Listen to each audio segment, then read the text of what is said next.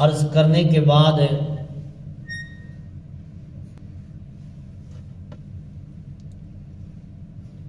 واجب الاحترام محتشم سامعین بزرگوں اور دوستوں، بحمد اللہ تعالی آج رمضان المبارک کے یہ پر نور لمحات جو کہ ہم مسجد میں گزار رہے ہیں، اور رمضان شریف کا یہ پہلا جمعہ ہے، سارا مہینہ ہی برکت والا ہے، اور جمعہ شریف تو ویسے بھی برکت والا ہوتا ہے، اور پھر رمضان شریف میں تو اور زیادہ برکتیں نصیب ہو جاتی ہیں۔ تو حضرات گرامی، حضور علیہ السلام کے ایک صحابی حضرت خبیب رضی اللہ تعالی عنہ انصاری صحابی ہیں۔ بخاری شریف میں یہ واقعہ موجود ہے کہ محبوب کریم علیہ السلام نے 10 صحابہ کرام کو ایک علاقے میں جاسوسی کرنے کے لیے بھیجا۔ وہ مشرکین کا علاقہ تھا۔ اب یہ 10 صحابہ کرام حضور علیہ السلام کے حکم سے جب چلتے ہیں، اور ان کے امیر حضرت عاصم رضی اللہ تعالی عنہ ان کو مقرر کیا۔ اب جب یہ نکلے تو مشرکین کو اطلاع ہو گئی کہ مسلمان جو ہیں وہ ہمارے علاقے میں آئے ہیں۔ انہوں نے پیچھا کرنا شروع کیا تو ان کو طیبہ شریف کی کھجوروں کی گٹھلیاں ملی، جس سے ان کو اور یقین ہو گیا کہ کوئی واقعی ہمارے علاقے میں آیا ہے۔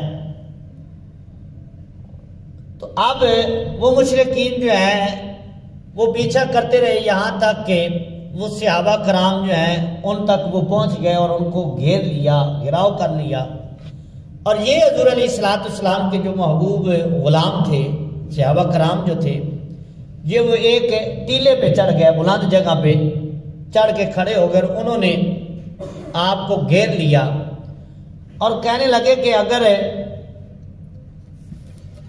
تم نیچے اتر آؤ تو ہم تمہیں جو ہے وہ چھوڑ دیں گے، کچھ نہیں کہیں گے۔ تو ان کے جو امیر تھے حضرت عاصم رضی اللہ تعالی عنہ، آپ فرمانے لگے کہ تمہاری امان سے مجھے جو ہے وہ موت اچھی ہے، میں تمہاری بات پہ جو ہے وہ یقین کر کے نیچے اترنے والا نہیں ہوں۔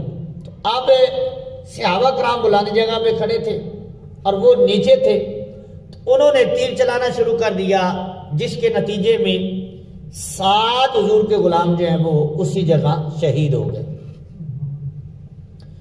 اب جب 7 نے جام شہادت نوش کر لیا تو 3 صحابہ کرام جو ہیں انہوں نے کہا کہ ہم ہتھیار ڈالتے ہیں اور تمہاری امان میں آتے ہیں۔ ان میں حضرت خبیب تھے اور حضرت زید بن دسنہ تھے، اور ایک اور صحابی تھے۔ یہ 3 صحابہ کرام جو ہیں وہ نیچے اتر آئے۔ جب نیچے اترے تو انہوں نے ان کو قید کر لیا اور باندھ لیا۔ تو ایک صحابی جو تھے انہوں نے کہا کہ تم نے عہد و پیمان کیا ہے اور امن دیا ہے، اب تم یہ کیا کر رہے ہو؟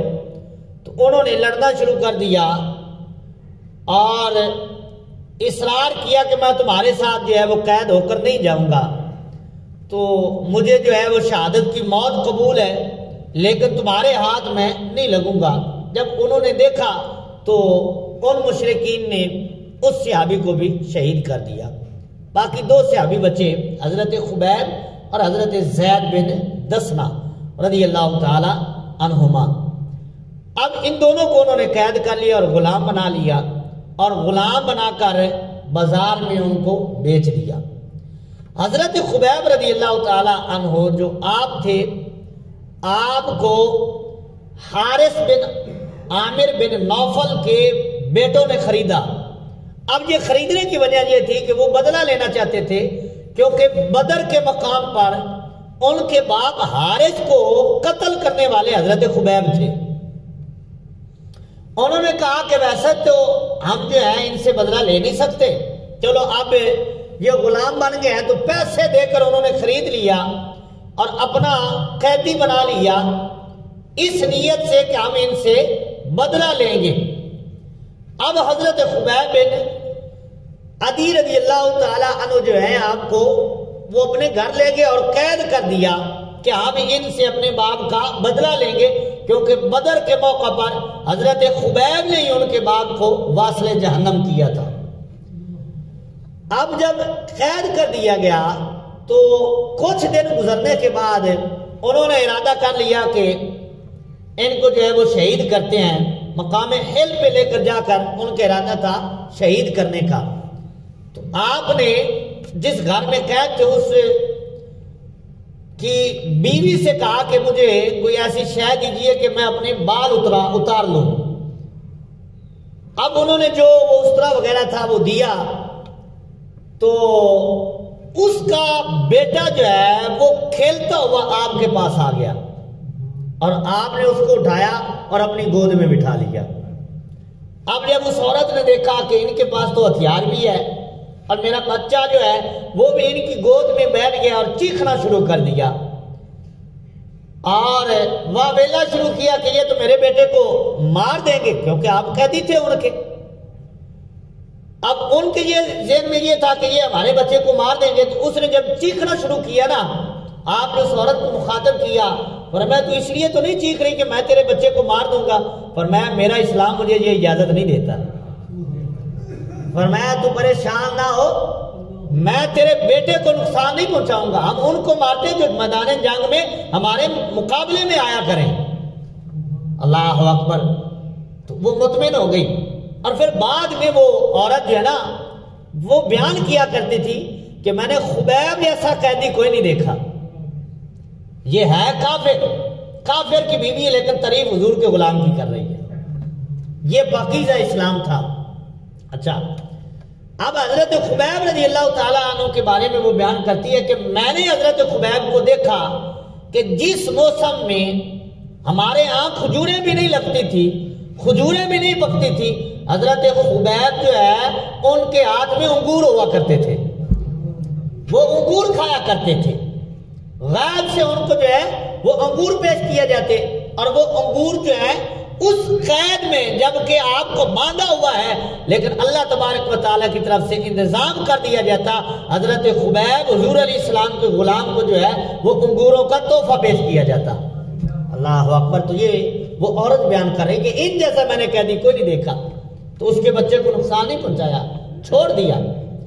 اب جب وہ لے کر گئے اور آپ کو سولی پہ چڑھانے کا ارادہ کرتے تھے تو آپ نے ان سے کہا کہ ایسا کرو، مجھے کچھ مہلت دو، میں نماز ادا کرنا چاہتا ہوں، میں نفل ادا کرنا چاہتا ہوں۔ تو حضرت خبیب کو انہوں نے چھوڑا تو آپ نے 2 رکعت نفل ادا کیے، اور اتنی لمبی نماز نہیں پڑھی، مختصر سی پڑھی۔ اب نماز ادا کر کے نا ان سے آپ نے جو آپ کو شہید کرنے والے تھے ان سے فرمایا میں نے مختصر نماز اس لیے پڑھی ہے، نماز میں مجھے مزہ بڑا آ رہا تھا لیکن میں نے نماز مختصر ہے اس لیے پڑھی ہے کہ کہیں تم یہ نہ کہو کہ حضور کا غلام موت سے ڈر گیا ہے۔ فرمایا نماز میں پڑھنا چاہتا تھا اور بھی، لیکن میں نہیں پڑھ رہا زیادہ، کیوں کہ فرمایا تم یہ نہ کہو کہ حضور کے غلام موت سے ڈرتے ہیں، فرمایا اس لیے میں نے نماز کو مختصر کر دیا ہے۔ تو حضرت خبیب رضی اللہ تعالیٰ عنہ اب جب آپ کو سولی پہ چڑھانے کو انہوں نے ارادہ کر لیا اور آپ کو کھڑا کیا گیا تو حضرت ملا جامی رحمت اللہ علیہ شواہد النبوہ میں جہاں لکھتے ہیں کہ حضرت خبیب نے وہیں کھڑے ہو کر جو ہے وہ سرکار کی بارگاہ میں سلام عرض کیا، درود و سلام پیش کیا۔ اچھا، حضرت خبیب کتنے میل دور اسان کے قریب جو ہے وہاں حضور کو سلام عرض کر رہے ہیں، درود و سلام پیش کر رہے ہیں، تختہ دار میں کھڑے ہو کر حضور کو سلام عرض کیا تو ادھر حضور غلاموں میں بیٹھے ہوئے فرما رہے ہیں وعلیکم السلام یا خبیب، اے خبیب تجھ پر بھی سلام ہو۔ تو صحابہ کرام جو ہیں وہ موجود تھے، انہوں نے کہا حضور یہاں کوئی آیا گیا تو ہے نہیں، آپ کس کو سلام کا جواب دے رہے ہیں؟ سرکار نے فرمایا میرا غلام خبیب جن کو قید کر دیا گیا تھا اب شہید ہونے والا ہے، وہ مجھے سلام کر رہا ہے، میں سلام کا جواب دے رہا ہوں۔ اللہ اکبر. تو سرکار علیہ السلام نے سلام کا جواب عطا فرمایا اور پھر حضرت خبیب رضی اللہ تعالیٰ عنہ جو ہے آپ کو سولی چڑھا دیا گیا اور شہید کر دیا گیا. پھر حضور علیہ السلام نے حضرت زبیر اور حضرت مقداد رضی اللہ تعالیٰ عنہ ان دونوں صحابہ کرام کو بھیجا کہ جاؤ میرے غلام کی وہاں سے لاش اتار کے لاؤ, ان کا جسم لے کر آؤ. اللہ اکبر. تو حضرت زبیر اور حضرت مقداد جو ہیں وہ گئے اور 40 دن کے بعد سولی سے حضرت خبیب کا جسم اتارا گیا. اور راوی کہتے ہیں, وہ صحابی کہتے ہیں جنہوں نے اتارا, کہتے ہیں ہم نے جب اتارا تو آپ کے جسم سے خون بھی چل رہا تھا اور جسم سے خوشبوئیں بھی آ رہی تھی. اللہ اکبر ہے. یہ حضور کے غلاموں کی شان ہے. زمین میلی نہیں ہوتی, زمن میلا نہیں ہوتا, محمد کے غلاموں کا کفن میلا نہیں ہوتا. 40 دن گزر گئے ہیں لیکن جسم بھی سلامت ہے, کپڑے بھی سلامت ہیں, خون بھی چل رہا ہے. اللہ اکبر. تو آپ کہتے ہیں کہ جب ہم وہاں سے نکلے تو 40 لوگ جو ہیں وہ اس کا پہرا دے رہے تھے, کسی کو اتارنے نہیں دیتے تھے. تو وہ ہمارے پیچھے لگ گئے. جب ہم نے سمجھا کہ قریب آ گئے ہیں تو حضرت زبیر نے گھوڑے سے اتر کر آپ کی زمین کو, آپ کی جو لاش جسم تھا اس کو زمین پر رکھ دیا. کہتے ہیں راوی کہ جب ان کے جسم کو زمین پر رکھا گیا تو آپ کے جسم کو اللہ تعالیٰ نے کفار سے ایسے محفوظ کیا کہ زمین پھٹ گئی. زمین نے آپ کا جسم اپنے اندر محفوظ کر لیا. جب پھٹی, محفوظ کر لیا, پھر زمین مل گئی, گویا کہ زمین پھٹی نہیں ہے. اور جب کفار قریب پہنچے تو حضرت زبیر کے پیچھے پاس جو ہے ان کا جسم نہیں تھا تو وہ واپس چلے گئے. اور یہ واقعہ آ کر انہوں نے حضور علیہ السلام کو بتایا. تو اس کے بعد حضرت خبیب جو ہے ان کو بلیع الارض کہا جاتا تھا, یعنی کہ جن کے جسم کو زمین نے محفوظ کر لیا ہو. اللہ اکبر. تو یہ حضرت خبیب رضی اللہ تعالیٰ عنہ کی شہادت کی پیاری داستان ہے کہ شہادت کے وقت بھی, آخری وقت میں بھی انہیں اور کوئی نہیں یاد آ رہا, اللہ کے محبوب یاد آ رہے ہیں اور درود و سلام بھی حضور کی بارگاہ میں پیش کر رہے ہیں. تو صلح برکت کے لیے ایک مرتبہ درود و سلام کا ہدیہ پیش کر لیجئے. الصلاۃ والسلام علیک یا سیدی یا رسول اللہ وعلی آلک و اصحابک یا سیدی یا حبیب اللہ. الصلاۃ والسلام علیک یا سیدی یا رحمت للعالمین وعلی آلک و اصحابک یا سیدی یا خاتم النبیین. چھوٹے تسی نا چپ کر کے بیٹھنا, شور نہیں کرنا. تھوڑے پیر پیچھے کر, قابل پیر لمبے کر کے. حضرات گرامی,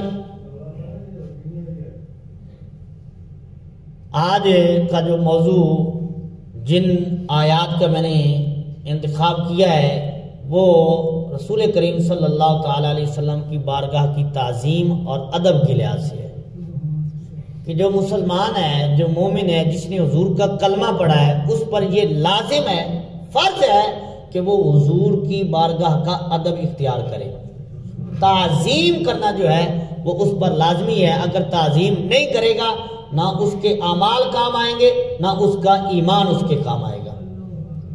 سرکار علیہ السلام کی تعظیم اور حضور علیہ السلام کی بارگاہ کا ادب. حضرت قاضی عیاض مالکی رحمۃ اللہ علیہ شفا شیف میں فرماتے ہیں, آپ فرماتے ہیں کہ جس طرح سرکار کی بارگاہ کا ادب حضور کی حیات میں لازمی تھا, اسی طرح حضور کے وصال کے بعد بھی سرکار کا ادب اسی طرح لازمی ہے. اچھا, کوئی دربار ہو, کوئی بادشاہ ہو, تو اس کے دربار کا قانون جو ہے نا وہ بادشاہ خود وضع کرتا ہے. وہ بتاتا ہے کہ اس دربار کا آنے کا طریقہ یہ ہے, ادب کرنے کا طریقہ یہ, قانون وہ اپنے دربار کے خود وضع کرتا ہے بادشاہ. لیکن اس زمین پر, اس کائنات میں ایک دربار ایسا بھی ہے کہ جہاں آنے کا ادب بھی اللہ تعالیٰ نے خود بیان فرمایا ہے. سرکار علیہ السلام کی بارگاہ کا ادب اللہ تبارک و تعالیٰ نے قرآن پاک میں جگہ جگہ پر بیان فرمایا ہے, اور فرمایا کہ جب ایمان لائے ہو تو پھر میرے محبوب کی تعظیم ادب کرنا جو ہے وہ لازمی ہے, ضروری ہے. اعمال کرنے جو ہے اس وقت کام آئیں گے جب رسول کریم صلی اللہ علیہ وسلم کی بارگاہ کا ادب اختیار کیا جائے گا. ادب ضروری ہے, پہلے ادب ہے, اعمال بعد میں ہے. اگر ادب نہیں ہے تو ایمان نہیں رہے گا, ایمان نہیں رہے گا تو عمل کام ہے نہیں آئے گا، کیونکہ کنز المال کی حدیث پاک ہے، محبوب کریم علیہ السلام نے ارشاد فرمایا لا ایمان بلا عمل ولا عمل بلا ایمان، فرمایا ایمان کا عمل کے بغیر فائدہ کوئی نہیں اور عمل کا ایمان کے بغیر فائدہ کوئی نہیں۔ تو ایمان جو ہے یہ حضور کے ادب سے ہے، ادب ہی نہیں ہے تو ایمان ہے ہی نہیں۔ جب ایمان نہیں ہے تو جتنے عمل مرضی کر لے اس کا کوئی عمل اس کے کام آنے والا نہیں ہے۔ تو حضرات اکرامی اس لحاظ سے میں قرآن پاک سے چند مثالیں آپ کے سامنے عرض کروں گا۔ پہلی مثال سورہ بقرہ میں پہلا پارہ، اس میں اللہ تبارک و تعالیٰ نے ارشاد فرمایا یا ایھا الذین آمنوا لا تقولوا راعنا وقولوا انظرنا واسمعوا، فرمایا اے ایمان والو لا تقولوا راعنا، راعنا نہیں کہنا، کیا کہنا ہے وقولوا انظرنا واسمعوا، فرمایا جب حضور کی بارگاہ میں حاضر ہونا ہے تو اس طرح عرض کرنا ہے یا رسول اللہ ہم پہ نظر کرم فرمائیے۔ اچھا اب اس کا پس منظر دیکھیں اس آیت کا۔ صحابہ کرام شروع میں جب حضور علیہ السلام کی بارگاہ میں حاضر ہوتے تو سرکار علیہ السلام کی باتیں سنتے، کلام سنتے، اور اتفاق سے اگر کسی بات کا پتہ نہ چلتا تو دوبارہ عرض کرتے راعنا یا رسول اللہ ہماری رعایت فرمائیے۔ مطلب کیا ہوتا کہ دوبارہ یہ جملہ جو ہے یہ کلام جو ہے وہ ارشاد فرما دیجیے۔ اچھا یہ بات کرنے سے پہلے میں ایک مسئلہ حل کرنا چاہوں گا۔ حدیث پاک میں موجود ہے کہ راوی بیان کرتے ہیں کہ میں حضور کی بارگاہ میں آیا اور میں نے صحابہ کرام علیہ رضوان کو حضور کی بارگاہ میں دیکھا۔ صحابہ کرام حضور علیہ السلام کی بارگاہ میں اس طرح بیٹھتے تھے کأنما علی رؤوسہم الطیر، کہ گویا کہ ان کے سروں پر پرندے بیٹھے ہیں، وہ ہلیں گے پرندے اڑ جائیں گے۔ یعنی سرکار کی بارگاہ میں صحابہ کرام اتنے ادب سے بیٹھتے تھے کہ ان کا سر بھی نہیں ہلتا تھا، اتنی توجہ سے اور اتنا ادب کر کے سرکار کا وہ بارگاہ میں بیٹھتے کہ ان کی زبان یا جسم ہلنا تو دور کی بات ہے، ان کے سر انور میں بھی حرکت نہیں آیا کرتی تھی، اتنا ادب کرتے تھے۔ اور پھر ادھر حضور علیہ السلام کا انداز تکلم احادیث میں موجود ہے کہ حضور علیہ السلام جب بیان فرماتے تو بالکل ٹھہر ٹھہر کر بیان فرماتے، اور راوی کہتے ہیں کہ سرکار جب کلام فرما رہے ہوتے اتنا ایسا کلام فرماتے کہ اگر کوئی حرف گننا چاہتا نا وہ حضور کے حرف بھی گن سکتا تھا، کہ سرکار اتنا ایسا ایسا اور ٹھہر ٹھہر کر جو ہے وہ کلام فرمایا کرتے تھے۔ اور پھر تیسری حدیث بات، حضور علیہ السلام اکثر جو ہے وہ ایک جملہ تین بار فرمایا کرتے تھے، یعنی ایک بات کو 3 بار دہرایا کرتے تھے سرکار علیہ السلام۔ اچھا اب ان تینوں حدیثوں کو سامنے رکھیں، پھر اس آیت کریمہ کو دیکھیں، مطلب کیا نکلتا ہے کہ سرکار علیہ السلام بالکل ایسا کلام فرماتے، کوئی گننا چاہتا وہ گن بھی سکتا تھا، اور پھر بعد دفعہ سرکار 3 بار ایک جملہ جو ہے اس کو بیان فرماتے، اور پھر صحابہ کرام کے سننے کا انداز یہ ہوتا کہ وہ بالکل ساکت ہو کر ان کی ساری توجہ جو ہے وہ حضور کی طرف ہوتی اور حضور کا کلام سن رہے ہوتے، سروں کو بھی نہیں ہلاتے تھے، اتنا ادب سے سرکار کا جملہ اور سرکار کا کلام سنتے تھے، لیکن پھر بھی ان کو حاجت پیش آتی کہ کلام کی سمجھ نہیں آتی، پھر عرض کرتے ہیں راعنا یا رسول اللہ ہماری رعایت فرما دیجئے، اور یہ جملہ جو ہے یہ کلام جو ہے دوبارہ فرما دیجئے، اس کی وجہ کیا ہے؟ جبکہ سرکار کلام بھی ایسا فرماتے ہیں اور صحابہ کرام سنتے بھی پوری توجہ سے ہیں، یہ نہیں کہ ان کی توجہ نہیں ہوتی تھی، وہ ادھر ادھر دیکھ رہے ہوتے یا ان کی جو ہے وہ توجہ کسی اور کی طرف ہو جاتی حضور کے بولتے ہوئے، ایسی بات نہیں ہے۔ جب سرکار بولتے، جب سرکار کلام فرماتے تو سارے صحابہ کرام جو مجلس میں موجود ہوتے تھے ان کی توجہ حضور کی طرف ہی ہوا کرتی تھی، لیکن پھر بھی اس بات کی ضرورت پیش آتی کہ ان کو کسی کلام کی سمجھ نہیں آتی، پھر بھی صحابہ کرام عرض کرتے یا رسول اللہ دوبارہ رعایت فرما دیجئے اور اس جملے کو، اس کلام کو دوبارہ فرما دیجئے۔ تو اس کی وجہ کیا ہے؟ تو علماء نے کہا صحابہ کرام کے سننے میں کوئی کمی نہیں تھی، ان کے سننے میں شک نہیں تھا، ان کی توجہ میں شک نہیں تھا، ان کی ساری توجہ جو ہے وہ حضور کی طرف ہوتی تھی۔ لیکن جب وہ سرکار کی بارگاہ میں آ کر بیٹھتے، حضور کا کلام سنتے، تو وہ حضور کے جلووں میں گم اتنا ہو جایا کرتے تھے۔ سرکار کلام فرماتے، ان کی توجہ جو ہے کلام کی طرف نہیں، حضور کے حسن کی طرف ہو جایا کرتی تھی۔ اور پھر جب سرکار کلام ختم فرماتے تو ان کی توجہ کلام کی طرف ہوتی، تو پھر عرض کرتے یا رسول اللہ دوبارہ فرما دیجئے۔ اس کی وجہ یہ ہے۔ اچھا، تو اس کا پس منظر یہ ہے کہ اللہ تعالیٰ نے رائنا سے منع فرما دیا۔ پہلے یہ جملہ تھا کہ رائنا کہو، کوئی بات پوچھنی ہے تو رائنا صحابہ کرام کہتے تھے۔ اب اللہ تبارک و تعالیٰ نے اس جملے سے روک دیا۔ وجہ کیا ہے کہ صحابہ کرام یہ عرض کرتے تھے، تو یہود جو ہے ان کی زبان میں یہ بے ادبی کا لفظ تھا، اور انہوں نے اس لفظ کو بگاڑ دیا۔ اور رائینا اس کو تھوڑا سا لمبا کرے تو اس کا مطلب ہوتا ہے چرواہا، بکریاں چرانے والا۔ رائی کو بکریاں چرانے والے کو کہا جاتا ہے۔ تو انہوں نے اسی لفظ کو بگاڑا اور اپنی زبان میں لا کر جو ہے وہ گستاخی کرنے لگ گئے۔ تو حضرت سعد رضی اللہ تعالیٰ عنہ نے جب ان سے یہ جملہ سنا، یہ کلام سنا، تو دل پہ بڑا غم ہوا کہ یہ حضور کی گستاخی کیوں کر رہے ہیں۔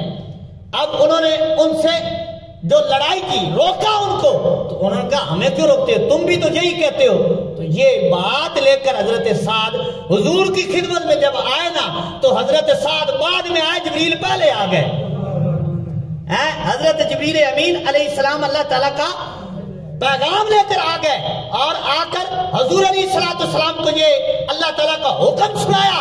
فرمایا اے محبوب اپنے غلاموں کو، ایمان والوں سے فرما دیجئے کہ یہ رائنا لفظ آج کے بعد چھوڑ دے۔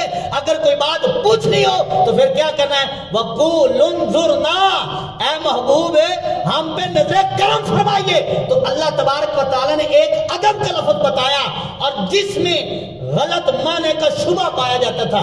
اچھا، اب صحابہ کرام کو اس سے روکا گیا، حالانکہ صحابہ کرام بے ادبی کی نظر سے نہیں کہتے تھے، ان کی تو سوچ میں آ ہی نہیں سکتا کہ وہ حضور علیہ السلام کے بارے میں ایسے لفظ اختیار کریں یا بولیں، ہو ہی نہیں سکتا۔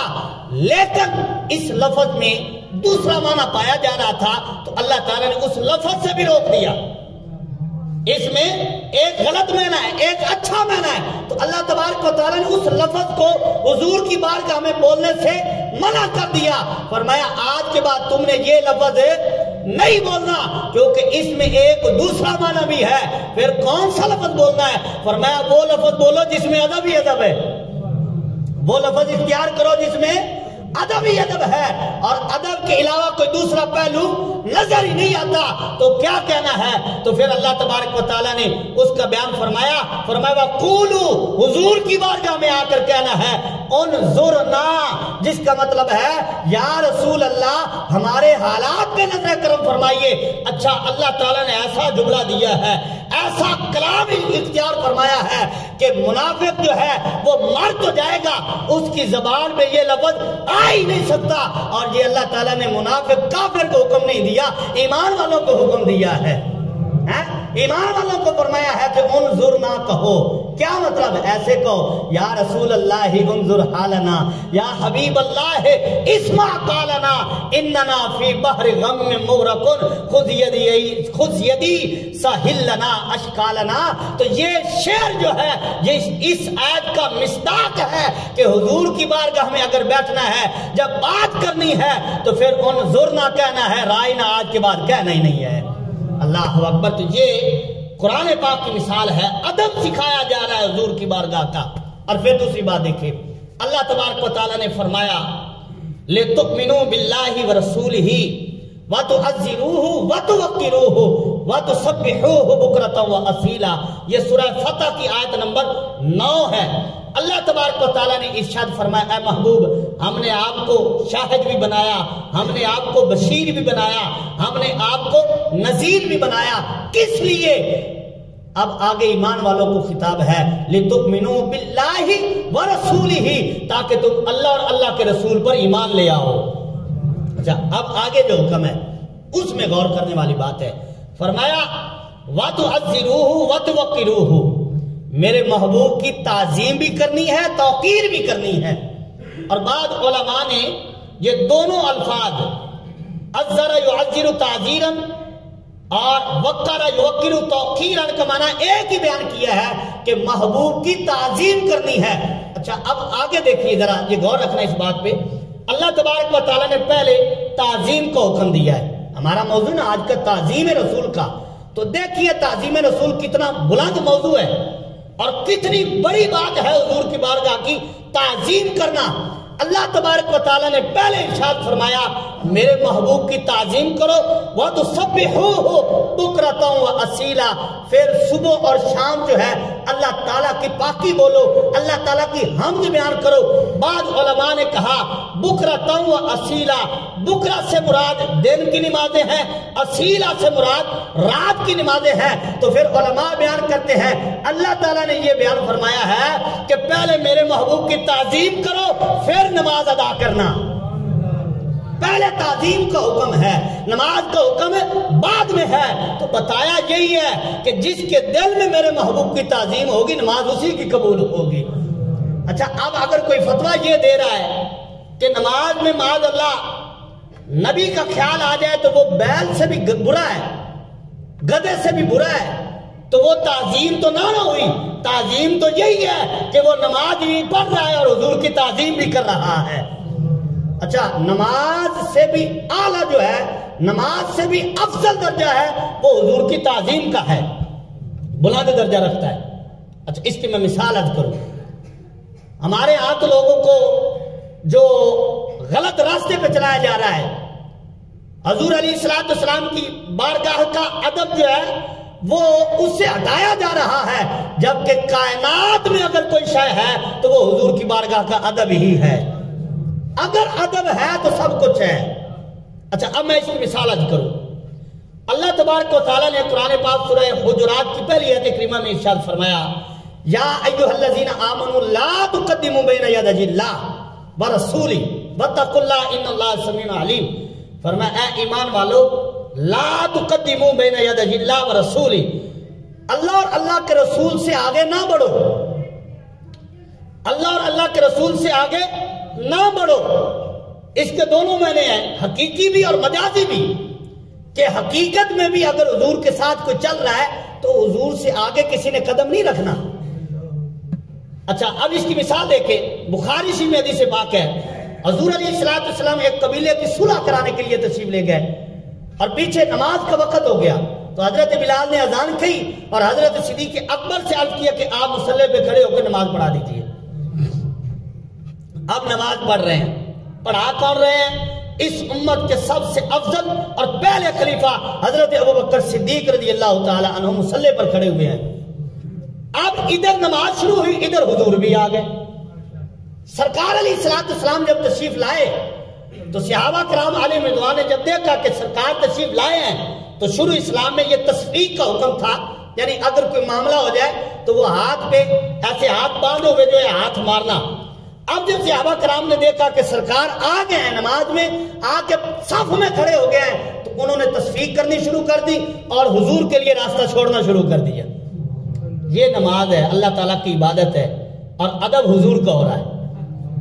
عبادت رب کی ہے اور عبادت میں ادب حضور کا ہو رہا ہے۔ اچھا اب صحابہ کرام نے حضور کو راستہ دینا شروع کر دیا، حضور علیہ السلام پہلی صف میں جلوہ گر ہو گئے۔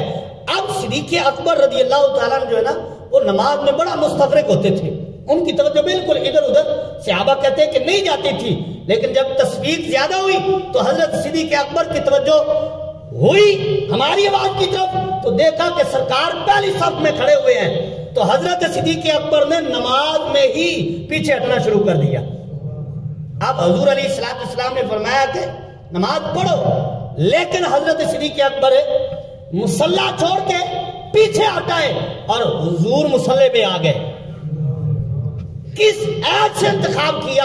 وہ یہی آیت ان کے پیش نظر تھی کہ لا تقدموا بین یدی اللہ ورسولہ، کہ اللہ اور اللہ کے رسول سے آگے نہیں بڑھنا ہے۔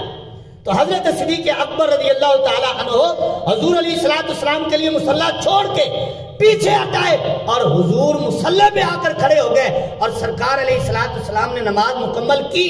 نماز مکمل کرنے کے بعد حضور علیہ السلام نے حضرت صدیق اکبر رضی اللہ تعالی عنہ سے خطاب فرمایا، ارشاد فرمایا، ابو بکر جب میں نے جو تجھے کہا تھا کہ مصلی پہ کھڑے رہو تو کھڑے رہتے، تو حضرت صدیق اکبر رضی اللہ تعالی عنہ عرض کرتے ہیں، یا رسول اللہ ما کان ابن قحافہ ان یصلی بین یدی رسول اللہ صلی اللہ علیہ وسلم، یا رسول اللہ ابن قحافہ کی یہ شان نہیں ہے، ابن قحافہ کے اندر یہ طاقت نہیں ہے کہ وہ رسول اللہ کے آگے کھڑے ہو کر نماز پڑھا سکیں۔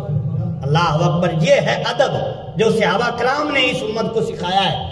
اور پھر آپ قرآن پاک کا پہلا پارہ پڑھیں، سورہ پہلے پارے کی آخری آیات میں یہ آیت موجود ہے، فَإِنْ آمَنُوا بِمِثْلِ مَا آمَنْتُمْ بِهِ فَقَدِ اهْتَدَوْا، فرمایا اگر ایمان لانا ہے تو پھر ان جیسا لاؤ، فَقَدِ اهْتَدَوْا، اگر ان جیسا تمہارا ایمان ہو گیا تو فَقَدِ اهْتَدَوْا، پھر ہدایت بھی پا جاؤ گے۔ اچھا، ہمارا ایمان جو ہے وہ ہمارے ایمان کے آئیڈیل ہستیاں جو ہیں وہ حضرات اصحاب کرام ہیں۔ صحابہ کرام علیہ رضوان جو ہیں وہ ہمارے ایمان کے آئیڈیل حضرات ہیں، یعنی ہم نے ایمان لانا ہے، کیسا ایمان لائیں، کس طرح کا ایمان لائیں؟ فرمایا ابو بکر جیسا ایمان لاؤ، فاروق اعظم جیسا ایمان لاؤ، عثمان غنی جیسا ایمان لاؤ، حضرت شیر خدا جیسا ایمان لاؤ۔ جب ان جیسا تمہارا ایمان ہو جائے گا، ایمان بھی کامل ہو جائے گا، اور فَقَدِ اهْتَدَوْا، اللہ تعالیٰ تمہیں ہدایت بھی عطا فرما دے گا۔ رضی اللہ تعالی عنہم۔ تو حضرات اکرامی صحابہ کرام علیہ رضوان ہستیاں ایسی ہستیاں ہیں کہ جن کی ذات کو ہمارے لیے آئیڈیل قرار دیا گیا ہے، جن کے ایمان کو ہمارے لیے آئیڈیل قرار دیا گیا ہے، ان جیسا ہمارا ایمان ہوگا تو ایمان میں بندہ کامل ہو جائے گا اور ہدایت بھی پا جائے گا۔ تو وہ ادب کر کے بتا رہے ہیں، حضرت صدیق اکبر نے مصلی چھوڑ دیا اور نماز کے اندر جو ہے وہ سرکار کا ادب کر کے بتایا ہے کہ اللہ کے محبوب کا ادب کرنا ہے تو پھر ایسے کیا کرنا ہے۔ اللہ اکبر۔ اور پھر قرآن پاک میں اللہ تبارک و تعالیٰ نے ارشاد فرمایا، لا تجعلوا دعاء الرسول بینکم کدعاء بعضکم بعضا، فرمایا رسول کو پکارنا ہے، میرے محبوب کو پکارنا ہے، پھر ایسے نہ پکارو جیسے ایک دوسرے کو پکارتے ہو، جیسے تم آپس میں ایک دوسرے کو پکارتے ہو، ایک دوسرے کو بلاتے ہو کہ ادھر آؤ، اس کا نام لیتے ہو، فرمایا میرے محبوب کو پکارتے ہوئے نام نہیں لینا، میرے محبوب کا نام نہیں لینا۔ اور اس کی مثال قرآن پاک میں دیکھیں، اللہ تبارک و تعالیٰ نے دیگر انبیاء سے جب قرآن پاک میں خطاب فرمایا تو اس میں یا آدم، یا نوح، یا داود، یا اسماعیل، یا ابراہیم علیہ السلام، یہ انبیاء کرام علیہ السلام سے اللہ تعالیٰ نے خطاب فرمایا ہے ان کے نام لے کر اور یا کے ساتھ۔ لیکن قربان جائیں، جب محبوب کی باری آتی ہے تو اللہ تعالیٰ نے حضور کو خطاب یا کے ساتھ نہیں فرمایا۔ حضور علیہ السلام کا حقیقی نام قرآن پاک میں 4 جگہ پر ہے، لیکن ان سے پہلے یا نہیں ہے، اس سے پہلے یا نہیں ہے۔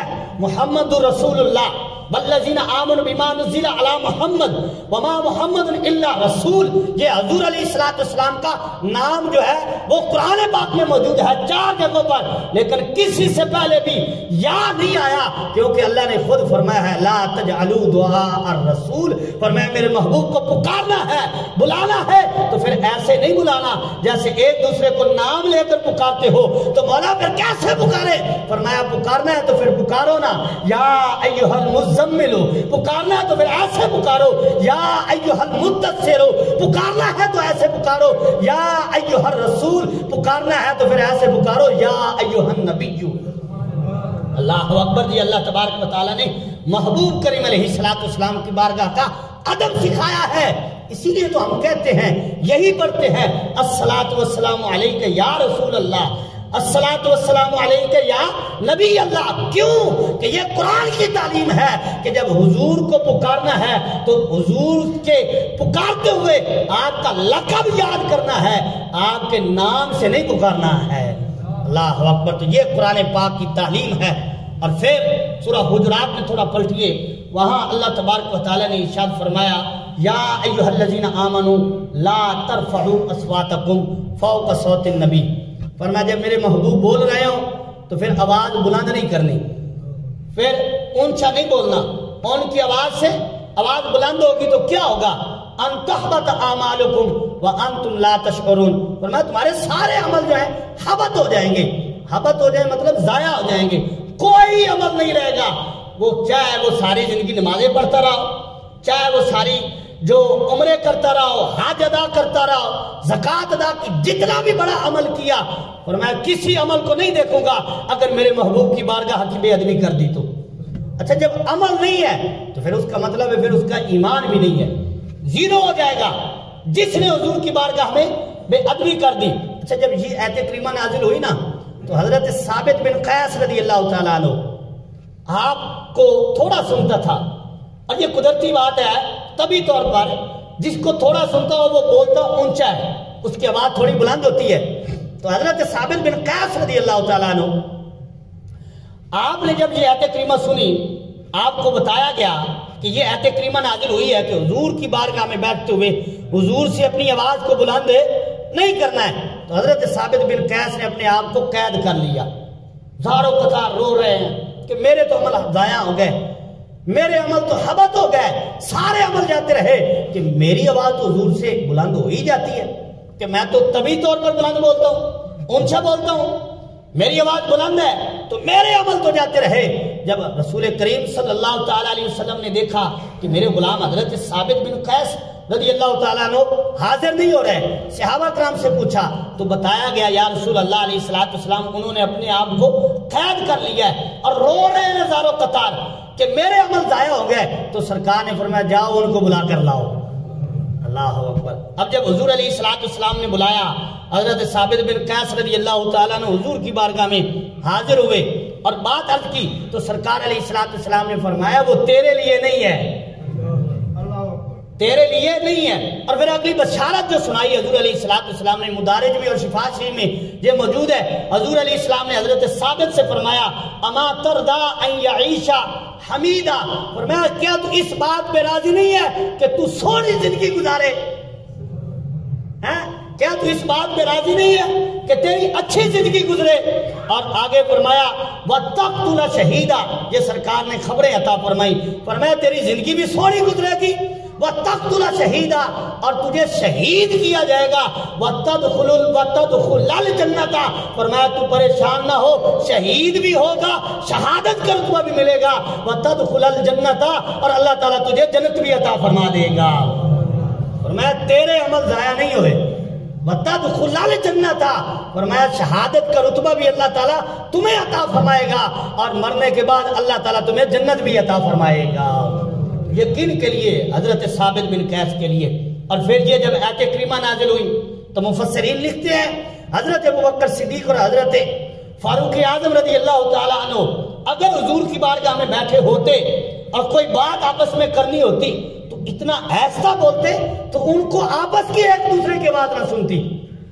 سرکار کی بارگاہ کا ادب کرتے ہوئے جب اللہ تعالیٰ نے حضور کے غلاموں کا ادب دیکھا تو اللہ تعالیٰ نے فرمایا ان الذین یغضون اصواتهم عند رسول اللہ اولئک الذین امتحن اللہ قلوبهم للتقوی، فرمایا میرے محبوب کی بارگاہ کا جو ادب کرتے ہیں اور اپنی آوازوں کو پست کر لیتے ہیں، فرمایا اللہ نے ان کے دلوں کو تقوی کے لیے چن لیا ہے۔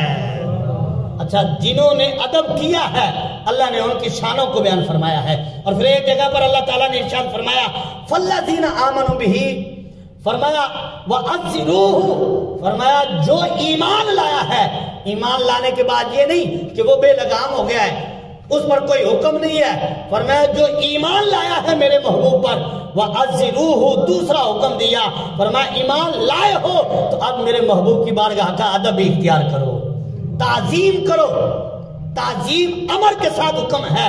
وَأَذِّرُوهُ، فرمایا ایمان قبول کر لیا ہے، کلمہ پڑھ لیا ہے تو کلمہ پڑھنے کے بعد دوسرا کام جو کرنا ہے فرمایا وہ میرے محبوب کی بارگاہ کا ادب کرنا ہے، تعظیم کرنی ہے۔ اچھا اب جگہ جگہ پر قرآن پاک میں اس بات کی طرف اشارہ کیا گیا ہے کہ حضور کی بارگاہ بہت بلند ہے، یہاں آنا ہے تو ادب سے آنا ہے، یہاں آنا ہے تو تعظیم کرنی ہے۔ لیکن یہ ہمارا ایک المیہ ہے اس دور کا بالخصوص کہ لوگ جاتے ہیں عمرہ کرنے کو اور وہاں جا کر ہم نے اپنی آنکھوں سے دیکھا کہ لوگوں نے ایک ہاتھ میں آپ حضور کی بارگاہ میں حاضر ہو رہے ہیں، جہاں کا ادب بار بار اتنا بتایا گیا ہے، اللہ تعالیٰ آپ کو با ادب حاضری نصیب فرمائے، ادب ضروری چیز ہے۔ اچھا اب بار بار ادب کا حکم ہے اس بارگاہ کا، ہم کیا کرتے ہیں؟ باب السلام سے داخل ہوئے، ایک ہاتھ میں جوتے پکڑے ہوئے اور دوسرے ہاتھ میں موبائل پکڑے ہوئے، سیلفیاں لے رہے ہیں، تصویریں لی جا رہی ہیں وہاں جا کر، اور وہ بھی واجہ شریف کے سامنے ہو کر کھڑے ہو کر، اور پھر جناب کال ملائی جاتی ہے لائیو کہ جہاں جو ہے نا سلام عرض کر رہا ہوں میں حضور کے روزے میں کھڑا ہوا ہوں، یار تیرے ویڈیو کال کے وہ محتاج ہیں؟ وہاں ان کالوں کی کوئی ضرورت نہیں، وہاں دل کی کال ملنی چاہیے۔ تو ادب سے کھڑے ہو کر پیش تو کر، سرکار تو تیرا جہاں مرضی کھڑے ہو کر حضور کی بارگاہ میں سلام پیش کرے گا۔ حضور فرماتے ہیں اسمع الصلاۃ اہل محبتی و عارفہم، فرمایا جو محبت کے ساتھ مجھ پہ درود پڑھتا ہے، فرمایا میں سنتا بھی ہوں جانتا بھی ہوں۔ یہ تیرے ویڈیو کی کوئی ضرورت نہیں، وہاں یہ بے ادبیاں ہیں، بچنا چاہیے، اللہ تعالیٰ ہمیں محفوظ فرمائے۔ تو حضرات اکرامی میں قرآن پاک سے مثالیں آپ کے ہاں گوش گزار کر رہا تھا، تو اب صحابہ کرام کی کچھ میں مثالیں آپ کے سامنے عرض کروں کہ جن کا ایمان ہمارے لیے آئیڈیل ہے، جن کا ایمان کی طرح ہمارا ایمان ہونا ضروری ہے، ہوگا تو ہم کامل مومن ہوں گے، اگر ان جیسا ایمان ہی نہیں ہے تو ہمارا ایمان کامل نہیں ہے۔ اچھا اب انہوں نے کیسا حضور کا ادب کیا؟ سب سے پہلی بات حضرت ابو ہریرہ رضی اللہ تعالیٰ عنہ۔ اچھا پھر دوسری بات یہ ہے کہ لوگ کہتے ہیں یہ تم نے کر لیا ہے، تم کہتے ہو ہم ادب کرتے ہیں، تو اس کا کوئی حدیث میں آیا؟ صحابہ کرام نے ایسا کیا؟ قرآن میں ایسا آیا کہ ادب ایسے کرو؟ میں نے کہا ادب کرنے کے لیے دلیلوں کی ضرورت نہیں ہوتی۔ اچھا میں اس کی مثال آپ کے سامنے عرض کرتا ہوں۔ حضرت ابو ہریرہ رضی اللہ تعالیٰ عنہ آپ بازار سے آ رہے ہیں، سامنے سرکار علیہ السلام بھی تشریف لا رہے تھے، تو جب سرکار علیہ السلام کی ملاقات ہوئی تو حضور علیہ السلام کی یہ عادت کریمہ تھی کہ سرکار ہمیشہ ہی سلام میں پہل کرتے، چھوٹا ہوتا بڑا ہوتا حضور پہلے سلام کیا کرتے۔ حضرت ابو ہریرہ سے ملاقات ہوئی تو سرکار نے سلام کیا، تو حضرت ابو ہریرہ کہتے ہیں اب فوراً وہاں سے دوڑ گئے، گھر چلے گئے، گھر جا کے غسل کیا، غسل کر کے حضور کی بارگاہ میں حاضر ہوئے، آ کر عرض کیا وعلیکم السلام ورحمۃ اللہ وبرکاتہ، یا رسول اللہ آپ پر بھی سلام ہو۔ تو حضور نے فرمایا ابو ہریرہ یہ کیا ہے؟ میں نے تو کب کا سلام کیا، تو اب جواب دے رہا ہے؟ تو اللہ اکبر، قربان جائیں ان کے ادب پر۔ عرض کی یا رسول اللہ اس وقت میں نے غسل کرنا تھا، میں نے یہ مناسب نہ سمجھا کہ میں حضور کی بارگاہ میں سلام کا جواب دوں جبکہ مجھ پہ غسل واجب ہو چکا تھا۔ اللہ اکبر، یہ ادب ہے۔ اچھا اب بندہ ابو ہریرہ سے پوچھے یہ کس قرآن کی آیت کا ترجمہ ہے، کہاں سے سیکھا ہے کہ ایسا نہیں کرنا؟ تو وہ کہیں گے ادب کرنے کے لیے دلیل کی ضرورت نہیں ہوتی، دل میں ادب ہونا چاہیے۔ اللہ اکبر۔ حضرت شریک رضی اللہ تعالیٰ عنہ آپ کی یہ ڈیوٹی ہوتی کہ سرکار علیہ السلام کی جہاں سواری بیٹھتی، کجاوا، یہ اونٹ کے اوپر کجاوا بیٹھنے کے لیے لکڑیوں کا بنا ہوتا ہے اور رسیوں سے اس کو باندھا ہوتا ہے، وہ رکھا ہوتا ہے، اس کو کجاوا کہتے ہیں۔ آپ اتار لیتے، پھر جب سواری چلنے لگتی تو آپ اس کو اوپر رکھ کے رسیوں سے باندھ دیتے۔ ایک مرتبہ سرکار کے ساتھ تھے کہ سرکار علیہ السلام نے ایک جگہ آرام فرمایا، اور آرام فرمانے کے بعد دوبارہ جب سفر شروع کیا تو کجاوا ٹھیک نہ بندھا ہوا تھا۔ آپ نے فرمایا لگتا ہے آج کجاوا شریک نے نہیں باندھا رضی اللہ تعالیٰ عنہ۔ تھوڑی دیر بعد حضرت شریک بھی اس قافلے سے مل گئے، تو حضرت شریک سے سرکار نے فرمایا کہ یہ کیا ہے، آج کجاوا کیوں نہیں باندھا؟ تو حضرت شریک نے عرض کی یا رسول اللہ جب سفر شروع ہونے لگا تو مجھ پہ غسل واجب ہو چکا تھا اور میں نہانے والا تھا، اور میرے ادب نے یہ گوارا نہ کیا کہ ان لکڑیوں کو ہاتھ لگاؤں جس پہ اللہ کے محبوب نے بیٹھنا ہے۔ اللہ اکبر، یہ ادب کی مثال ہے، یہ حضور کی بارگاہ کی تعظیم کی مثال ہے۔ حضرت زید بن دسنہ رضی اللہ تعالیٰ عنہ یہ بھی حضرت خبیب کے ساتھ قید ہوئے تھے، جن کا واقعہ میں نے شروع میں عرض کیا ہے، یہ دونوں سے ابھی قید ہوئے تھے۔ حضرت زید بن دسنہ کو جب کافر لے کر گئے، اور ابو سفیان کہتے ہیں انہوں نے اس وقت تک کلمہ نہیں پڑھا تھا، ابھی مسلمان نہیں ہوئے تھے، اسلام قبول کرنے سے پہلے کی بات ہے۔ حضرت زید بن دسنہ رضی اللہ تعالیٰ عنہ سے حضرت سفیان کہتے ہیں جب کبھی اسلام قبول نہیں کیا تھا، فرمایا کہنے لگے کہ تو بتا تیری حالت کیا ہے، کیا تو اس بات کو محسوس کرتا ہے کہ جن کے لیے تو تکلیفیں برداشت کر رہا ہے، جس محبوب کے لیے تو اتنی مار کھا رہا ہے، تجھے تکلیف دی جا رہی ہے، تو اپنے بیٹوں میں اپنے گھر بیٹھا ہو اور تیری جگہ وہ تیرے محبوب ہو، تیرے نبی ہو، جن کے لیے تجھے تکلیف دی جا رہی ہے؟ تو حضرت زید بن دسرہ نے فرمایا کہ تم یہ کہتے ہو کہ میری جگہ ہو، فرمایا ہم تو یہ بھی برداشت نہیں کرتے کہ ہم اپنے گھر میں بیٹھے ہوں اور ہمارے محبوب کو کوئی کانٹا چبھ جائے۔ اللہ اکبر، یہ ادب کی مثال ہے، یہ تعظیم کی مثال ہے جو صحابہ کرام علیہ رضوان نے ہم مسلمانوں کو، حضور علیہ السلام کی امت کو پیش کی ہے۔ فرمایا تو تکلیفیں برداشت کرنے کی بات کرتا ہے، ہم تو اپنے محبوب کو کانٹا چبھنا بھی جو ہے وہ بھی نہیں برداشت کر سکتے اور ہم گھر میں بیٹھے رہیں۔ فرمایا ایسا نہیں ہو سکتا۔ تو اس وقت ابو سفیان نے ایک جملہ کہا تھا، اس نے کہا جتنا ادب میں نے اللہ کے نبی کے اصحاب کو کرتے ہوئے دیکھا ہے، اتنا ادب میں نے کسی اور کے غلاموں میں نہیں دیکھا ہے۔ اور عروہ بن مسعود ثقفی رضی اللہ تعالی عنہ، یہ بھی بعد میں مسلمان ہوئے، یہ کافروں کی طرف سے جو ہے وہ کافر بن کے حضور کی بارگاہ میں آئے اور صحابہ کرام کو دیکھا کہ صحابہ کرام حضور کا وضو لینے کے لیے لڑ رہے ہیں۔ وضو مطلب پانی بچا ہوا جس سے حضور وضو کر رہے ہیں، پانی کے قطرے وہ زمین پہ نہیں گرنے دیتے، کسی کے ہاتھ پہ آتے ہیں، اگر کسی کے ہاتھ پہ قطرے نہیں آتے تو وہ دوسرے کے ہاتھ سے ہاتھ لگا لیتے ہیں اور اپنے جسم پہ مل لیتے ہیں اور سمجھ لیتے ہیں کہ ہمیں اس سے ہی برکت مل جائے گی۔ اللہ اکبر، تو یہ ادب دیکھا۔ اور طبی طور پر ایک بات ہے کہ یہ ناک کا جو خنگار ہوتا ہے، تھوک ہوتا ہے، اس سے بندہ نفرت کرتا ہے۔ اگر باپ بھی غلطی سے بیٹے کے کپڑے پہ ڈال دینا تو بیٹا جتنا بھی ادب کرتا ہو کہے گا ابا دیکھ تو صحیح میرے کپڑے خراب کر دیے۔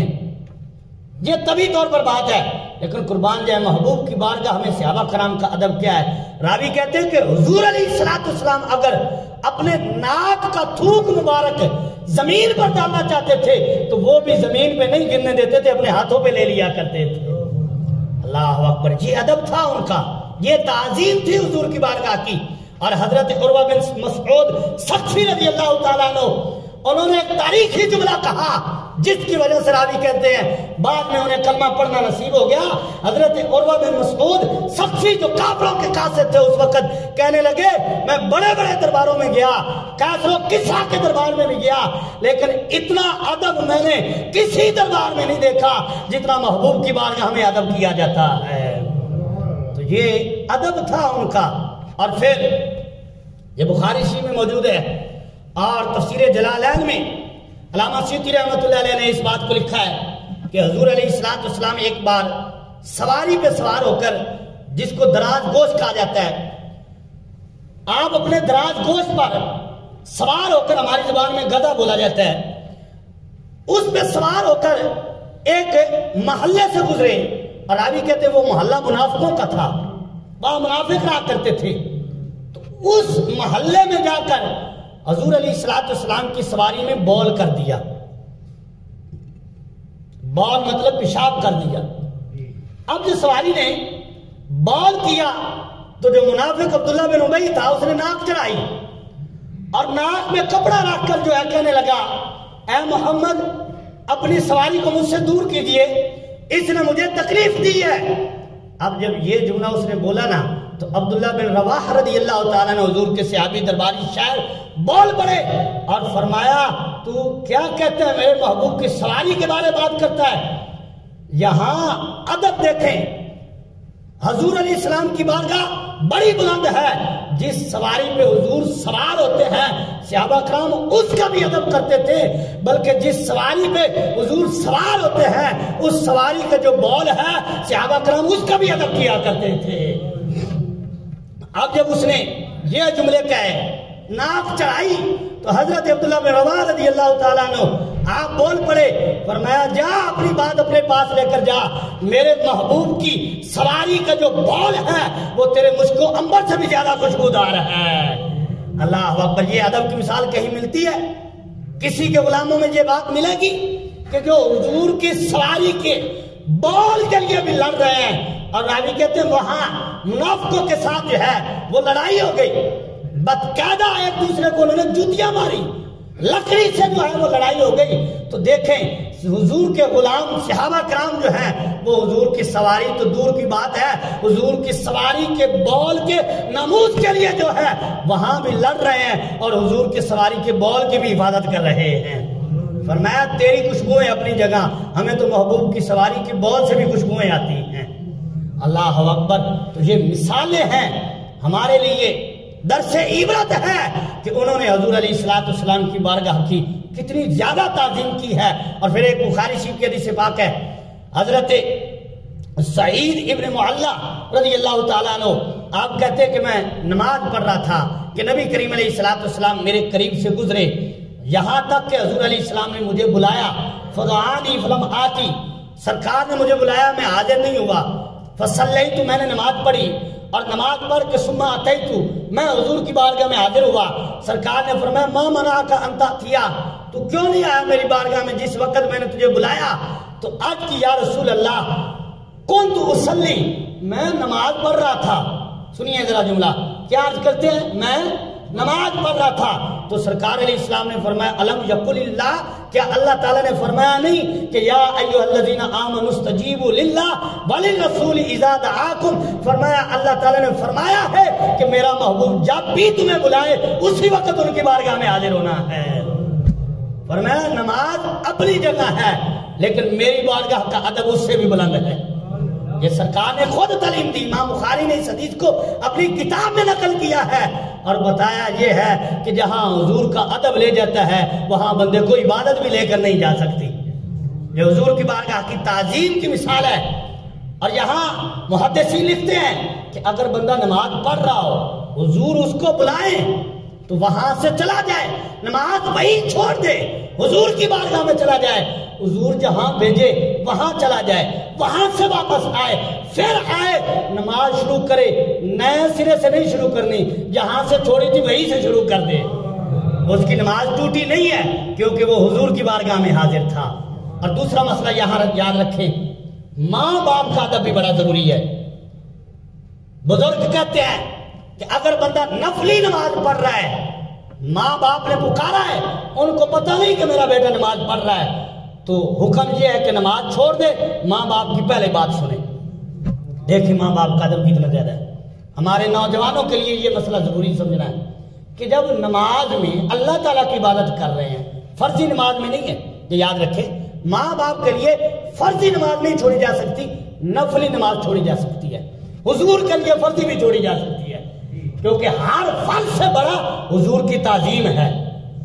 اچھا، اب اگر ماں باپ نفلی نماز میں بلائے تو نفل چھوڑ کر ماں کی بات سن سکتا ہے، لیکن جب دوبارہ آئے گا تو نفل دوبارہ پڑھے گا، وہیں سے شروع نہیں کر سکتا۔ لیکن یہاں یہ بات ضروری یاد رکھنے والی ہے کہ ماں باپ کا ادب کتنا ہے۔ یہاں تو بیٹا رضائی میں بیٹھا ہے، موبائل چلا رہا ہے، ماں نے بلایا اما مجھ سے نہیں آ سکتا میں مصروف ہوں، یہ ادب کی ہماری حالت ہو چکی ہے۔ جبکہ نماز میں اگر نفلی عبادت بندہ کر رہا ہے، اللہ تعالیٰ کی عبادت میں مصروف ہے، ماں نے پکارا ہے، حکم ہے نماز توڑ دے، ماں کی بات پہلے سن کر آئے۔ اللہ اکبر، تو یہ ادب کی مثال ہے۔ تو حضرات گرامی، حضور کی تعظیم جو ہے یہ ہی زندگی کا سرمایہ ہے، یہی اعمال کا جو ہے وہ پیش خیمہ ہے، اور ہر شے کی بنیاد جو ہے وہ حضور کے ادب اور تعظیم پر ہے۔ حضرت جلیبیب رضی اللہ تعالیٰ عنہ صحابی رسول ہیں، آپ کی بڑی پیاری داستان ہے، میں بالکل آخری بات کرنے لگا ہوں۔ حضرت جلیبیب رضی اللہ تعالیٰ عنہ، آپ کا کوئی اتنا عالی نسب بھی نہیں تھا اور بڑا خاندان بھی نہیں تھا، اور قد بھی اتنا نہیں تھا، اور خوبصورت بھی بظاہر ہے، بظاہر میں کہہ رہا ہوں، ویسے تو حضور کا صحابی سونا ہے، ان جیسا کون ہو سکتا ہے۔ حضرت جلیبیب رضی اللہ تعالیٰ عنہ حضور کے بڑے پیارے صحابی ہیں، محبوب لاڈلے صحابی ہیں، حضور کی بارگاہ میں رہتے ہیں۔ ایک دن حضور علیہ السلام نے حضرت جلیبیب رضی اللہ تعالیٰ عنہ سے فرمایا، اے جلیبیب تو شادی نہیں کرے گا؟ یہ سرکار نے خود فرمایا، اے جلیبیب تو شادی نہیں کرے گا؟ تو حضرت جلیبیب نے عرض کی، یا رسول اللہ مجھے کون رشتہ دے گا؟ میرا خاندان بظاہر اتنا اعلیٰ نہیں ہے، میری جان پہچان یہاں کوئی نہیں ہے، تو مجھے رشتہ کون دے گا؟ تو حضور نے پھر فرمایا، جلیبیب تو نے شادی نہیں کرنی؟ انہوں نے پھر وہی جواب عرض کیا. سرکار نے پھر فرمایا اور جلیبی تو شادی نہیں کرے گا؟ تو انہوں نے پھر وہی عرض کیا. تو سرکار علیہ السلام نے فرمایا پھر ٹھہر ابھی تیرا انتظام کر دیتے ہیں. اللہ اکبر. اب دریائے رحمت جوش میں آ گیا. میرے کریم سے گر قطرہ کسی نے مانگا، دریا بہا دیے ہیں، دربے بہا دیے ہیں. تو سرکار علیہ السلام نے فرمایا اے جلیبی ایسا کر، وہ فلاں انصاری صحابی جو ہے نا اس کے گھر جا، اس کو میرا سلام کہے اور اس سے کہے کہ اللہ کے رسول فرماتے ہیں کہ اپنی بیٹی کا نکاح مجھ سے کر دے.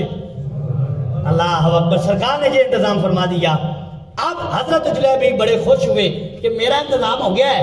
اس انصاری صحابی کے گھر گئے، دروازے پہ دستک دی اور کہا اندر سے والی کون؟ کہا جلیبی. انہوں نے کہا کون جلیبی؟ کہا اللہ کے محبوب کا غلام. انہوں نے دروازہ کھولا، جو جگہ تھی وہاں بٹھایا اور بٹھا کر کہا کہ کیسے آنا ہوا؟ انہوں نے کہا اللہ کے رسول نے سلام بھیجا ہے. اچھا، اب جس کے گھر اللہ کے رسول کا سلام آ جائے، سبحان اللہ. ان کے گھر کی خوشیاں جناب وہ دوبالا ہو گئی. وہ انصاری صحابی بڑے خوش تھے کہ ہمارے گھر میں حضور نے سلام بھیجا ہے. اللہ اکبر. بیوی بھی ان کی بڑی خوش ہے. اب جب خوشی سے تھوڑا سا باہر آئے تو انہوں نے پوچھا اور کیا حکم ہے؟ تو حضرت جلیبی نے فرمایا اللہ کے رسول نے حکم دیا ہے کہ آپ کی بیٹی کا نکاح جو ہے وہ آپ مجھ سے کر دیں. اچھا، اب جب سنا تو تھوڑا سا سکتہ طاری ہو گیا کہ یہ کیا ہے. اس نے کہا اچھا میں اپنی بیوی سے مشورہ کر لوں. اب جب بیوی سے مشورہ کیا تو ماؤں کو جو ہوتا ہے ڈر خوف بیٹی کے گھر کے لحاظ سے، رشتے کے لحاظ سے، زندگی کے لحاظ سے، اس نے بیوی نے ساری پیش کی کہ اس کا خاندان نہیں ہے، میری بیٹی کھائے گی کہاں سے؟ میری بیٹی تو بڑی نازوں میں پلنے والی ہے، بڑا پیار سے لال سے ہم نے پالا ہے. اس کے پاس تو گاڑی کوئی نہیں ہے، اس کے پاس تو کوئی نسب ہی نہیں ہے، دولت ہی نہیں ہے، تو میری بیٹی اس سے کیسے جو ہے وہ نکاح کرے گی؟ تو میاں بیوی نا آپس میں یہ باتیں کر رہے تھے اور ایک دوسرے سے کہہ رہے تھے کہ کوئی بہانہ بنا لو حضور کی بارگاہ میں کہ ان کو کوئی اور رشتہ کسی کا دے دیں، ہمارے لیے کوئی اعلیٰ رشتہ جو ہے خاندان کے لحاظ سے اس کا انتخاب کریں. اور یہ باتیں اتفاق سے ان کی بیٹی قریب کھڑے پردے میں سن رہی تھی. اللہ اکبر. بیٹی سن رہی تھی. جب بیٹی نے یہ باتیں سنی نا کہ حضور نے میرے نکاح کا پیغام بھیجا ہے اور میرا باپ ماں انکار کرنے لگی ہے، تو اس بیٹی نے پردے سے کہا امی اس سے اور مقدر مجھے کیا چاہیے کہ جس کا رشتہ بھی اللہ کے محبوب کرا رہے ہیں. اللہ اکبر. وہ بھی بڑی سمجھدار تھی، حضور کی جو تابع دار تھی اور قرآن حدیث سمجھتی تھی. تو انہوں نے کہا امی یہ نا زندگی مشکل سے بسر ہوگی، چلو تھوڑا کھا لیں گے، لیکن حضور کی بارگاہ دیکھے نا پیغام کس نے بھیجا ہے. اور ساتھ ہے کریمہ پڑھی. کہا کیا اللہ تبارک و تعالیٰ نے یہ ارشاد نہیں فرمایا کہ وما کان للمؤمن ولا مؤمنۃ اذا قضى الله ورسوله؟ فرمایا کہ اللہ نے یہ پیغام بھیجا ہے، قرآن میں نازل فرمایا ہے کہ کسی مرد اور عورت کو یہ اختیار نہیں ہے کہ جب اللہ اور اللہ کا رسول فیصلہ فرما دے اس کو وہ ٹال نہیں سکتے. کسی کو اختیار نہیں ہے. اللہ کا رسول جو حکم کر دے، جو فیصلہ کر دے، کسی کے اختیار میں نہیں ہے، فیصلہ وہی ہوگا. فرمایا جی اللہ نے فرمایا میں راضی ہوں. اللہ اکبر. بیٹی راضی ہو گئی. اب مقدر دیکھیں، حضرت جلیبیب نے حضور کی بارگاہ میں پیغام آ کر عرض کیا، حضور کام بن گیا ہے، وہ مان گیا ہے. تو حضور علیہ السلام نے وہ شادی کر دی، نکاح ہو گیا. اور نکاح کے ساتھ حضور علیہ السلام نے ایک دعا دی، اے مولا ان پہ برکت کے دروازے کھول دے، برکت کے دروازے کھول دے. راوی کہتے ہیں مدینہ شریف میں انصار صحابہ میں سے سب سے زیادہ جس کے گھر میں خرچہ ہوتا تھا وہ حضرت جلیبیب کا گھر تھا. نکاح بھی ہو گیا، اللہ نے برکتیں بھی اتنی عطا فرمائی. اور پھر ان کا مقام دیکھیں، حضرت جلیبیب ایک جنگ میں لڑتے لڑتے شہید ہو گئے. اب جب جنگ کی فتح نصیب ہو گئی، حضور علیہ السلام نے صحابہ کرام سے فرمایا کہ کیا کوئی ایسا بندہ ہے جو تمہیں نہ مل رہا ہو؟ کسی بندے کو مفقود پاتے ہو کہ جو یہاں موجود نہیں ہے؟ تو صحابہ کرام نے ادھر ادھر دیکھا، آج کی یا رسول اللہ سارے ہی موجود ہیں. سرکار نے پھر فرمایا پھر دیکھو کوئی نہ ہو، کوئی نہ ہو، دیکھو تو صحیح. تو انہوں نے پھر دیکھا، آج کے حضور سارے ہی موجود ہیں. سرکار نے فرمایا تم کہتے ہو سارے ہی موجود ہیں اور میں کہتا ہوں میرا جلیب جلیبیب کوئی نہیں ہے. وہ کہاں ہے اس کو تلاش کرو. تو رانی کہتے پھر حضور کے کہنے پہ ہم نے جب تلاش کیا تو ایک جگہ 7 کافر مرے پڑے تھے. جب ہم نے ان کو ہٹایا تو ان کے نیچے حضرت جلیبی موجود تھے. اللہ اکبر. انہوں نے جام شہادت نوش کیا, حضور کا ادب کیا. اور پھر رانی کہتے ہیں کہ ان کے مقدر پہ ہم قربان جائیں کہ جب سرکار نے دیکھا تو حضور علیہ السلام نے ایسے اپنے بازوؤں پہ حضرت جلیبیب کو خود اٹھایا. ایسے بازو تھے سرکار کے, سمجھانے کے لیے عرض کیا, ایسے بازو کر کے اپنے بازوؤں پہ حضرت جلیبیب نے کو حضور نے خود اٹھایا اور خود قبر میں اتارا.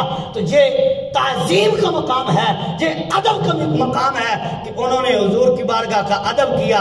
اللہ تعالیٰ نے دنیا میں بھی مقام عطا فرما دیا, آخرت میں بھی مقام عطا فرما دیا. وہ دنیا میں بھی سرخرو ہو گئے, آخرت میں بھی سرخرو ہو گئے. اللہ تبارک و تعالیٰ سے دعا ہے کہ اللہ تعالیٰ ہمیں اپنے محبوب کریم علیہ السلام کی بارگاہ کا ادب عطا فرمائے اور ہمارے ٹوٹے پھوٹے الفاظ قبول فرما کر اللہ تعالیٰ ہمارے لیے ذریعہ نجات بنائے. آمین. وما علیہ الا البلاغ. حضرات سن کے ادا فرما لیں.